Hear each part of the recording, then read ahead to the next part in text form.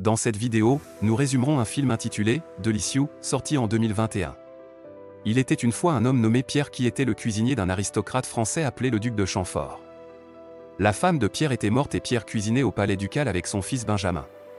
Un jour, Hyacinthe, le serviteur du duc, dit à Pierre que le duc et ses amis aimaient la nourriture que Pierre leur préparait. Le duc voulait plus de nourriture, alors Pierre a préparé un nouveau plat appelé « l'udicieux », qui signifie délicieux en anglais. Au XVIIIe siècle, les riches montraient à quel point ils étaient riches en portant des vêtements raffinés, en ayant de grandes maisons et en demandant à leur chef de cuisiner des plats chers.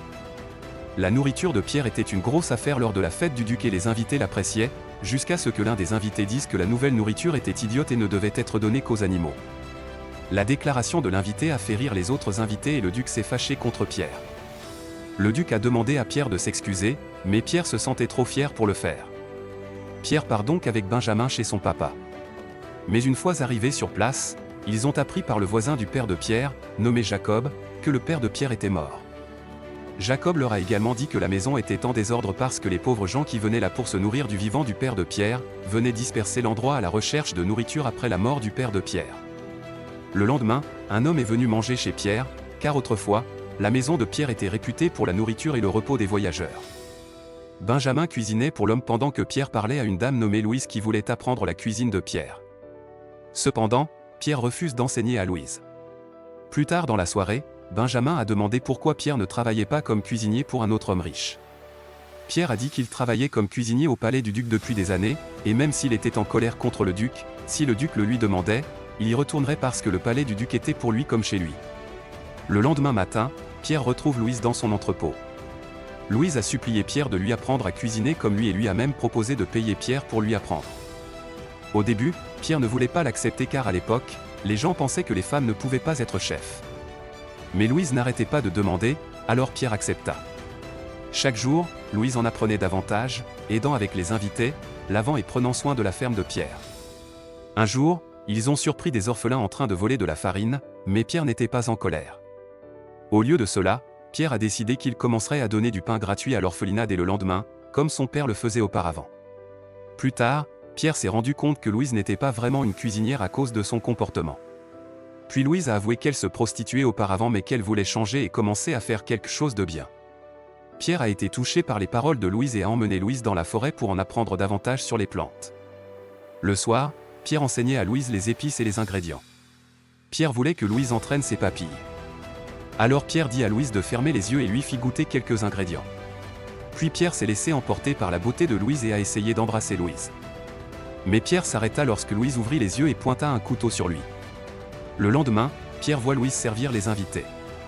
Pierre s'est excusé pour la nuit dernière et a promis que cela ne se reproduirait plus. Heureusement, Louise lui a pardonné.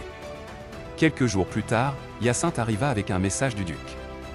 Le duc voulait organiser une grande fête chez Pierre pour ses nouveaux amis parisiens. Le duc voulait que Pierre cuisine, et le duc a dit qu'il ordonnerait à ses serviteurs de décorer la maison de Pierre, pour rendre l'endroit chic. Alors Hyacinthe dit à Pierre de cuisiner un plat très délicieux, car si Pierre impressionnait le duc, il pourrait retrouver son ancien travail. Alors Pierre a accepté. Puis Pierre a parlé du projet à Benjamin et Louise. Plus tard, les serviteurs du palais apportèrent des décorations et des ingrédients à Pierre pour préparer la nourriture pour la fête.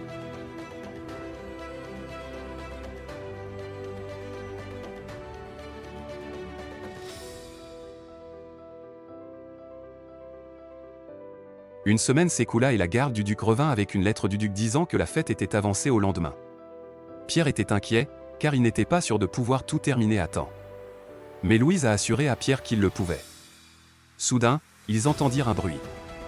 Il s'est avéré que Jacob avait été écrasé par la chute de baril et qu'il était mort. Après les funérailles de Jacob, Pierre a dit à tout le monde de se remettre au travail, car il fallait finir de préparer la fête. Pierre a travaillé toute la nuit, même si la cuisine était en désordre.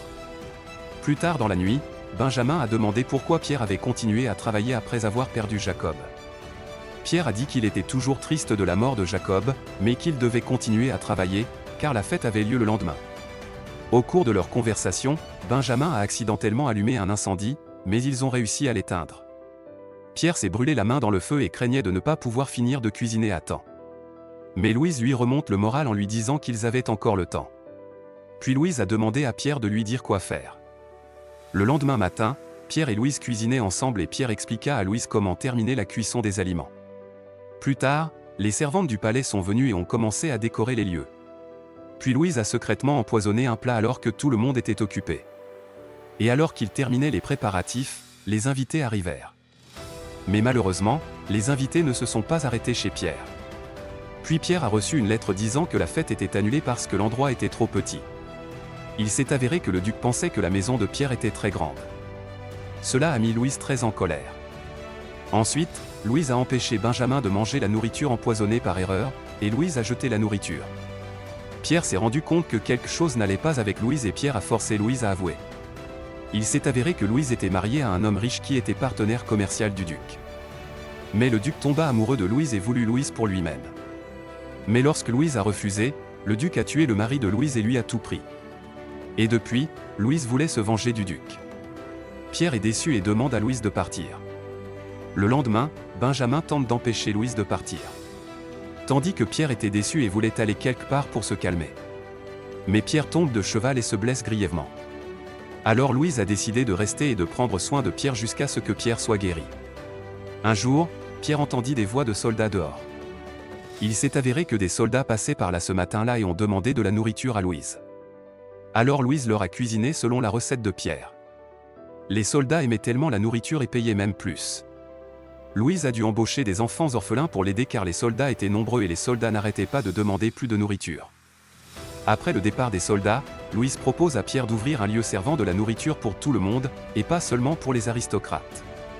Pierre n'était pas d'accord au début, mais Benjamin a ensuite convaincu Pierre. Benjamin a expliqué à Pierre qu'il gagnerait plus d'argent de cette façon et qu'il pourrait éventuellement inspirer d'autres chefs à ouvrir leur propre restaurant. Quelques jours plus tard, ils ont ouvert leur restaurant et celui-ci est finalement devenu populaire.